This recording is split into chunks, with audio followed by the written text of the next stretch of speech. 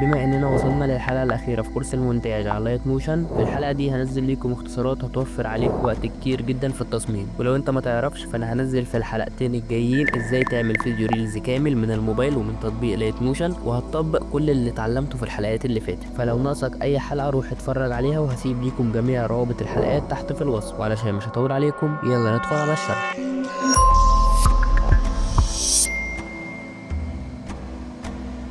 التركة الأولى معانا وهي لو عندنا 4 أشكال بالشكل ده وعايزين نعمل بينهم تساوي في المسافة، هنحددهم هما ال4 ونيجي ندوس على السهم ده ونختار أول واحدة دي وبس كده. التركة التانية معانا واللي هي تبان بسيطة بس في ناس ما تعرفهاش، لو احنا عايزين نحرك كل الدوائر مع بعض بدل ما نقعد نحركهم واحدة واحدة، هنيجي نحددهم هما ال4 ونيجي نختار دي ونحرك من مجموعة واحدة كده. احنا عملناهم في مجموعة واحدة ونقدر نكبر أو نصغرهم كلهم، هيتطبق عليهم نفس الحاجة اللي احنا نعملها. والتركة التانية معانا وهي الحركة دي.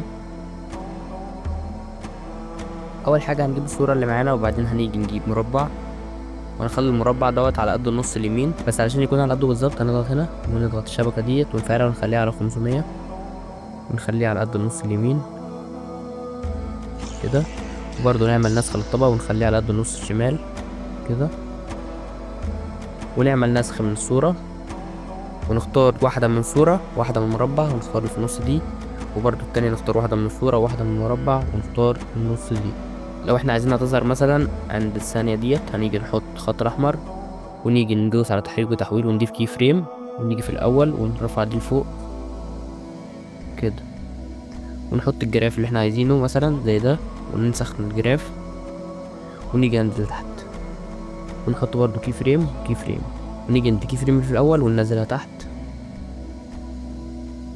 ونعمل لصق للجراف وبس كده. وديت اسهل طريقه ان انت تقص بيها صوره، حتى لو مش عايز تعمل بيها تحريك ممكن تقص بيها صوره. مثلا لو عندك صوره زي دي وعايز تقص نصها بس او عايز تقص الجزء واحد منها بس، مثلا النص دي، هنيجي نعمل الدايره دي على قدها كده ونختار الاتنين مع بعض ونضغط على اللي في النص وبس كده. وبكده انت هتكون قصيت الحاجه اللي تحت الدايره. والتركه التالتة معانا لو جيت جبت مربع بس اللي هو بحواف زي ده وجيت خليت الحواف بتاعته مثلا على 5 وجيت حطيت كي فريم هنا وجيت خليت كي فريم الاول ونزلته تحت وعملت شكل الجراف ده مثلا كده، وبعدها جيت دخلت على تحريك الشكل وجيت حطيت كي فريم خليته هنا كده مثلا وجيت زودت دي كده وجيت هنا وحطيت كي فريم وهنا حطيت كي فريم وزودت دي كده وعملت برضو شكل الجراف ده وشديت الكي فريم دي برضو شوية وحطيت شكل الجراف ده، هتكون معانا بالشكل ده. والحركة اللي بعد كده مثلا هنجيب مربع اي لون عادي وهنيجي نجيب مثلا الكورة، احنا عايزين الكورة تظهر جوه المربع مش تحت في الحتة السوداء، فهنيجي وندوس على الكورة مرة ونيجي ندوس على 3 نقط اللي فوق ونختار انشاء قناع ونيجي نحط كي فريم هنا ونطلع الكورة وبس كده ونختار الجراف ودي هتكون النتيجة. وتطبق على اي حاجة مش لازم الكورة، يعني ممكن تضيف صورة اي حاجة او شخصية او اي حاجة، مثلا نضيف صورة زي دي هتنضاف وهتطبق على كده. الحاجة اللي اللي جوه المربع ولا عايز تتحكم في المربع عادي اهو زي ما تحب. والحركة اللي بعد كده مثلا لو انت شغال على فيديو وعايز تقص بالظبط فهتيجي تدوس على الفيديو وتيجي تختار 3 نقط دول وتيجي تعمل استخراج للصوت وتمسح كل الكلام اللي على الصوت ده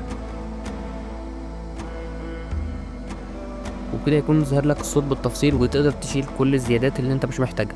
بس هو عشان الصوت ده انا كنت عامله قبل كده فمفيهوش زيادات.